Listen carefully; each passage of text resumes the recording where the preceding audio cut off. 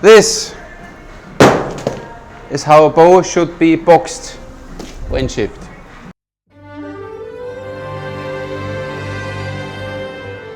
Welcome back, Malta Archery here from Finland, from the master, from Lija LJA. His own design developed horsebow. This is some really tough and sturdy packaging. I like that a lot. So then you see they take care about their stuff. Now it takes a while to unbox it.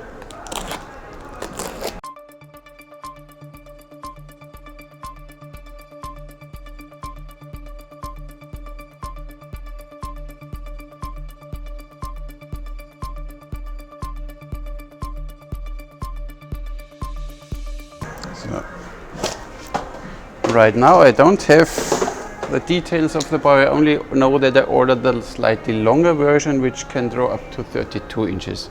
But there's different length for every draw length something. But details later when we shoot. I was really looking forward to see this bow. Look at this pretty one.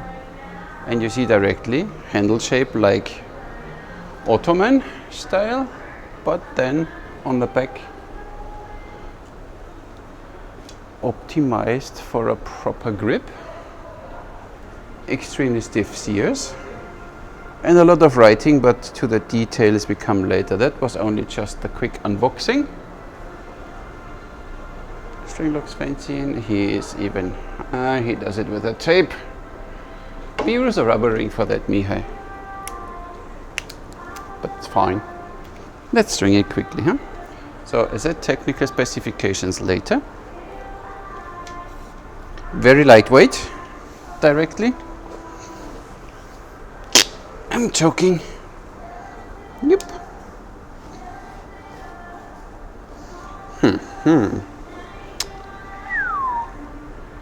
So, it's the length of a Turkish Sipahi. It only has shorter sears, so the Kazan is not that long, and the handle has a nice back part for your hand. And he already prepared the knocking point. He does it with tape. Whoa, it's very thin, very lightweight, but ho-ho, it draws really. Can't wait. Yep.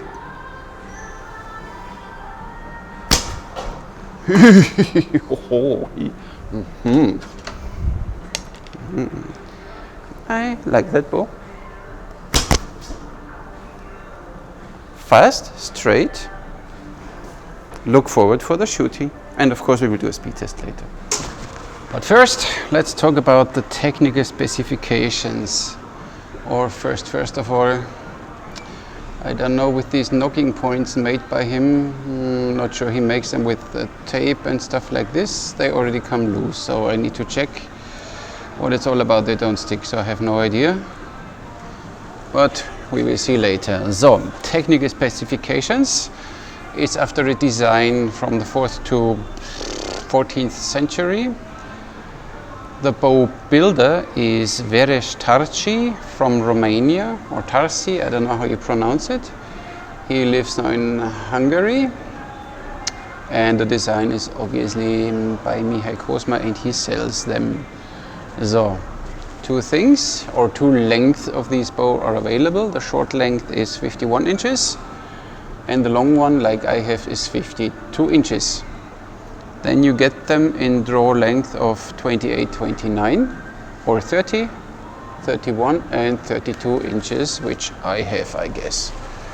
32 inches. So, what else do we get? Price is 290 euros directly from Lija. Right now he has an offer of 240, so I would really definitely check that you get this price directly now and order one. It's worth it, trust me. And he did a speed test with 8.5 grain per pound arrows. In my case, would that mean this bow has 35 pounds at 28? And I just checked it, it's roughly 39 pounds at 32 inches. What means when you go with 8.5 grain, the arrow weight would be 320 grain. And luckily, fortunately, I have one of these flying strict needles. They are the thin ones, but they have exactly 320 grain. That's why we will try these ones. They are 33 inches, a little too long. Then, of course, standard, we shoot the 29-inch arrows that we always have with 340 grain. And I will, just for the fun, to see how he throws heavy arrows, shoot a bamboo arrow, 33 inches, 490 grain. So, but what you see in the design, you see that it's totally asymmetrical. And I saw already a few posts, oh, the lower limb bends extremely more than the upper limb. Yes, it's supposed to be like this. I believe that in ancient times when they built bows, they always built them asymmetrical. It has a lot of benefits. When you see this bow and I shoot an arrow, see, then this arrow goes exactly through the geometrical center of the bow, right? So that's why you get the best performance out of the bow, because you shoot through the center, so the string is able to deliver the maximum force forward for the arrow. And of course, what we always have, that's why even Japanese bows are asymmetrical, just in case you have hand choke. And I tell you directly now, this bow, 0 hand choke. When you have the vibration, you always have vibrations. They follow the limb and cumulate, of course, exactly in the geometrical middle of the bow. And when you now have the hand here, then you feel this vibration there. When your hand is off center, the vibration is still there, but you don't feel it that much, or not at all. Let me quickly get the other side. Whoop. When you see in comparison the usual standard Ottoman style Sipahi bows or whatever, I hold the bow in the geometrical middle and have the arrow here, you see, and then the arrow is always offset. This part is way longer than this part, so the upper limb has more to do, because you don't hold the bow down there and shoot through the middle. So this would be perfect for this bow. But of course you don't do this because the handle is not made for this. So you hold the bow here and you shoot off center. And I believe all Han bows, Turkish bows, they were all made slightly asymmetrical, means the upper limb is a little longer than the lower limb that you handle ends up there. And when you draw this one, see, the string has the same angle in both sides. Of course, this limb works more than this one, and they are way harder to build, because you really need to know what you do. So what else do we have? The build quality is, as far as I could check, very good. It's maybe in some details not that fine sanded, but it's nitpicking, you know. It's very, and I think it's a very durable bow, so that's why. But of course, and then the string, the wrappings around here, I don't show them close, but they're simply, one could make them a little better. But it's nice, they do their job. So the string will not win a beauty contest, but the performing contest always. So that's not a big deal. So two things I figured out when I shot this bow, and then I read the description what Mihai's intention was. When you draw this bow back there and here, already you feel that the lower limb wants to rotate the bow already slightly, so you get this pressure back, like when we shoot 3 fingers and you press with the pinky back and with the root of your thumb forward. Here it happens automatically. Here now the lower limb comes harder up, not unlike the upper limb, and that means you get this natural follow through or katra or whatever you want to call it, because you have already this movement coming up there once you come over there to full draw, and that's really nice. And his specific handle design, I mean, the front is like Turkish bows, like, you know, like all these, you know them. But at the back he has this shape, and this really makes sense because your wrist is more straight. Don't know if you can see it, it's more straight. And it applies already pressure there when you draw. So it's more convenient, it's way more natural. And you get this more natural feel of it when you shoot. So this is really cool. The other thing is, this bow has kind of stacking at the maximum draw length, but this is on purpose. So you can draw this bow 32 inches, but then nothing more. And that means for me, hey, once you reach full draw, the bow doesn't draw longer, and I interpret it like this. First of all, you know when you reach your full draw because the bow stacks, but on the other side, when you draw more, then the string pulls the arrow out of your hand, so you get this natural, I call it now passive release, but I'm sure that doesn't exist, but I make it up now, that when you draw and then you feel this stacking coming, then when you continue drawing, then the string comes easier. It's like a snap release. Don't know if that makes sense, and I don't know if you get the point, but this is an intention that you have stacking of the bow in full draw. So it gets hard at the end, the draw curve goes, and it's on purpose. So it's not a construction failure, it's on purpose that you feel, okay, I reached my draw length, you can't overdraw, and then you really, the string snips out of your thumb. Really cool. So enough talking, I guess. Shall we? Shall we? Yes, we shall. We shall shoot. Whoop. Tape beside. Look at this beauty. Doesn't it look great? Huh? Doesn't it look great? And it feels so comfortable in the hand. You have really complete control. So this is a complete trustworthy weapon. But enough talking.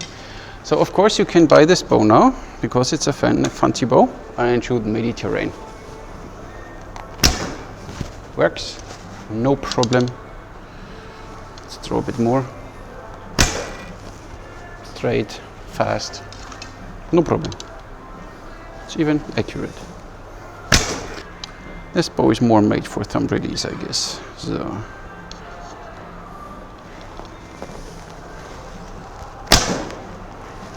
feels so much better. So really learn thumb release or start thumb release when you get this bow. Slight, you hear some noise, but I think this is the sticky tape. I will remove it now. So one thing, when you get it made by Mihai, he makes his knocking point underneath. So I had to get used to it, that you knock from above and slide the arrow down. Usually I knock from underneath and slide the arrow up to the knocking point. So there's a knocking point underneath, but you get used to it. Feels so cool, only even when you shoot 28 inches draw with this bow. So, but now let's do full draw. 32 inches. And then this is really, and this happens really almost automatically with this pressure coming from the lower limb. So cool. So cool, it's so cool, it's really cool.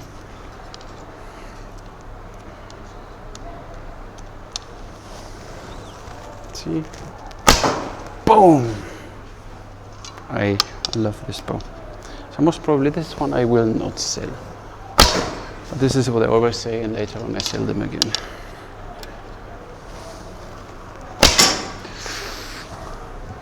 Shoot another target. Good.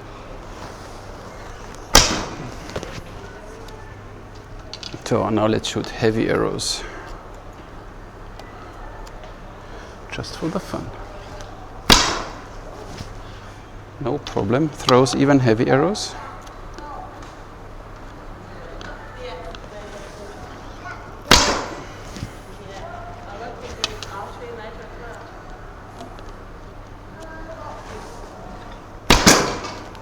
Let's talk about different shooting styles, shall we? Good. As if you have a chance to answer.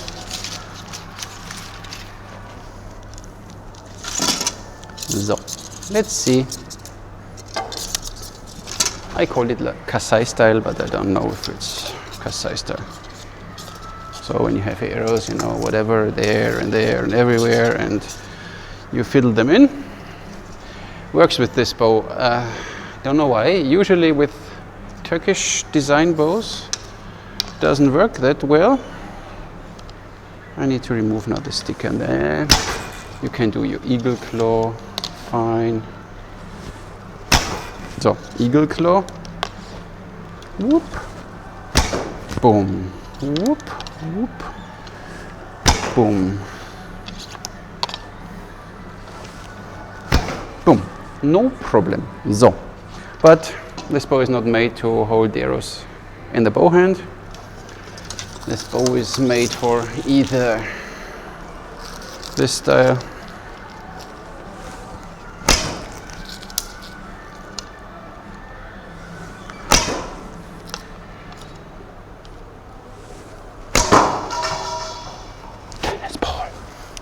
or once you watched Mihai's videos and you know that he shoots slightly different. I call it now again Slavic release, but of course not true, and some will tell you don't shoot like this because they never shot like this, and it's not true, it's not historically correct and whatever, but you know what? Mihai shoots like this and wins competitions, so at least it's working. If it's historically correct then or not, I think what works was most probably even historically correct. You know, when the other way is not working that fine, in ancient times they were not idiots. So most probably, you know. So here's a special way of holding the arrows. I didn't figure that out so far, but I will practice it and then I will tell you. So he gets the arrow, grabs them, knocks them from above. That's why he comes from above. And then he directly holds them like this, and you know this is Slavic release, 2 fingers, 1 finger on the arrow. Boom. Fastest way. Load, knock. Of course, with different knocks maybe easier. You can even shoot 3 fingers. Arrow on the right side, no problem. Boom.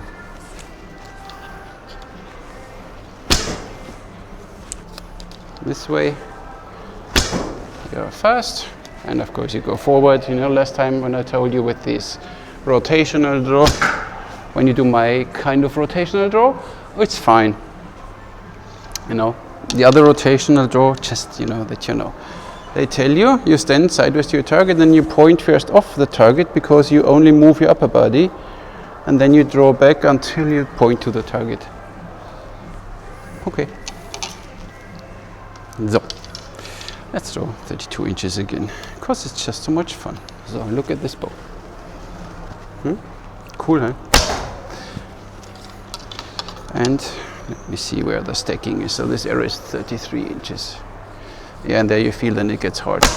And then it's really, when you have now, let's say a 32-inch arrow, or 33, like, and we draw 32 inches. So you draw, then you feel it getting hard. And then while you pull further, the arrow simply releases almost by itself due to this stacking.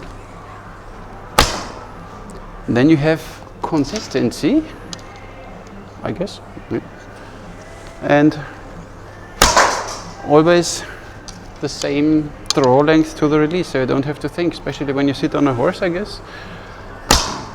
Could be a thing. So heavy arrows, throws them away like nothing. I really love this bow, even with open fingers, but of course we don't do that. We close our fingers because we can. It's a beast! A snappy little 42-inch, extremely lightweight beast. And what you see, look how narrow this profile is. It's almost nothing. It looks like a kid's bow, almost. But it's such a powerhouse, such a snappy shooter. And I love this idea of being asymmetrical. So I always fancied this design without knowing why. Now I reason a bit more. As I reached the age of reason, I realized why. What I have to admit is even I needed a few shots until I got used to this bow. So this bow is, in my opinion, not for a bloody beginner. So when you just start archery or even just start thumb release, it really takes a while until you get used to it. But then it's an accurate powerhouse, which is a heck of fun to shoot. Even for beginners, when you don't know how to string and unstring a bow, these asymmetric bows are tricky. So beginners, maybe not. Or at least have someone telling you, see, tennis ball. Almost. Have someone with you who can show you, an experienced one. Otherwise, you do harm to this bow and you don't want that. But it's such an incredible bow. I'm pooh. You point where you want to have it. Once you get the hang of it, no problem.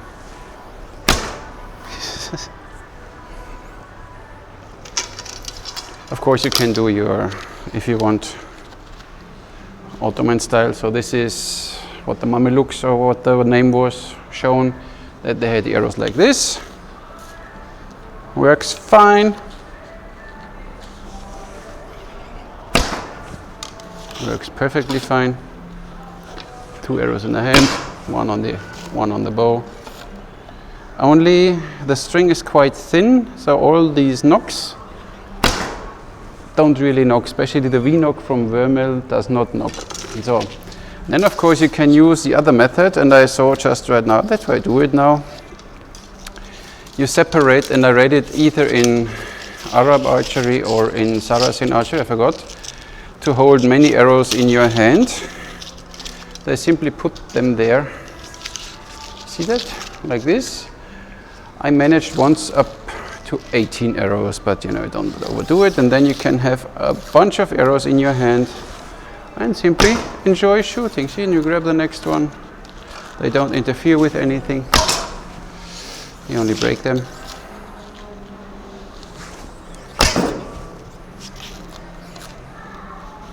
We call it here the Wolverine. I don't know who came up with this name. It's such a fun shooter, and it gives you this belly part of the handle, gives you so much more control. How fast is the bow? So we start with 32-inch draw and 320 grain arrows, so that should be the fastest shooting experience. And I think I read that Cosme made 200 feet per second or something. Let's see. Let's go. Error. Okay. But you know. Really? We got this nice donation. Yes, 5, 4, 3, 2, 1. So.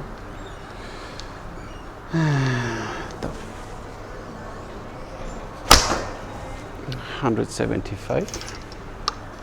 It was not full draw. Error. Nice.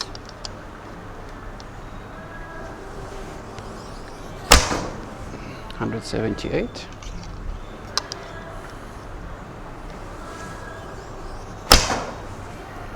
Error. 171. That was not full draw again. That was full draw. Now we have an error. Yeah, super. Fuck it. So let's shoot other arrows. Maybe they go better or not. Arrow 3. Arrow 3. Really? 180. Arrow 2, 173,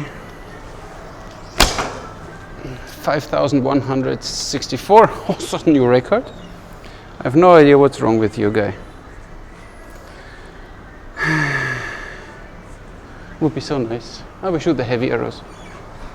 400 something, almost 500 grain.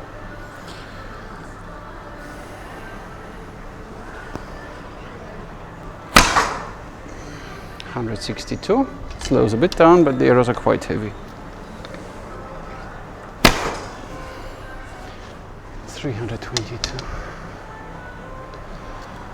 I don't know. Oops, that was a shit shot. So you know what?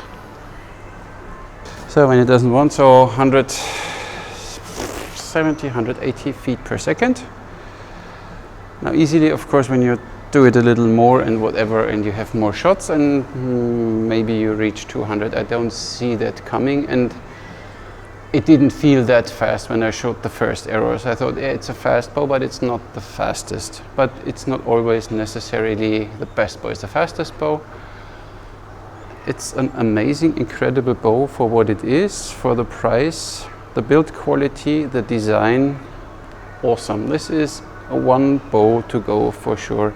Even when you see small details, that the string nock has here a plastic insert in it, so you have less friction, so you don't harm your string because it's bending here over the wood, so you're not even, it provides a bigger area of pressure on the wood, so this chipping off these pieces because the string cuts into the wood, you don't have this because you have here this plastic thing in it. It's really well thought out. And then you have here, usually until there is a Turkish design, you know, sear, and then they added this part for, because you sit on a horse, you don't want to step your horse.